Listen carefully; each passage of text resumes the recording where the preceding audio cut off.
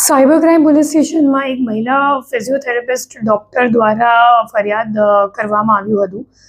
જેમાં જે મહિલા ડૉક્ટર છે એમનો નંબર જે આરોપી છે એમને ગૂગલ આર્ટ મારફતે મેળવીને એમને સંપર્ક કર્યું અને એમને એમ કીધું કે મને ફિઝિયોથેરાપિસ્ટ ટ્રીટમેન્ટની જરૂરિયાત છે, મારું એક્સિડન્ટ થઈ ગયું છે.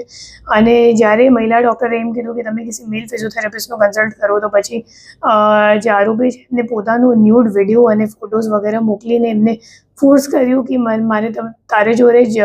ટ્રીટમેન્ટ કરાવવાનું છે અને એમ કહીને હેરેસમેન્ટ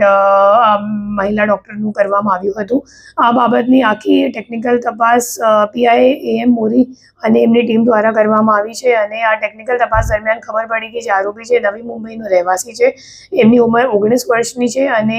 એકલો રહેતો હતો નવી મુંબઈમાં અને ધોરણ 7 પાસ છે અને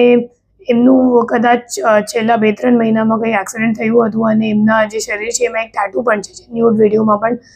દેખાય છે. તો એમની ધરપકડ આપણી ટીમે નવી મુંબઈ ખાતેથી કરી છે અને આ બાબતમાં આગળ તપાસ ચાલુ છે. આરોપી શું કરે છે બેન? આવી રીતે હેરાન કરવાનું કારણ શું? આરોપી કંઈ કરતો નથી. એકચ્યુઅલી આખા દિવસ દારૂ પીવીને પોતાની ફ્લેટ ઉપર જ રહે છે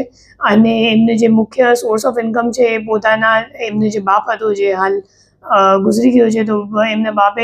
ઘણી બધી પ્રોપર્ટીઝ લીધી છે, તો એમાં રેન્ટલ ઇન્કમ લેવાનું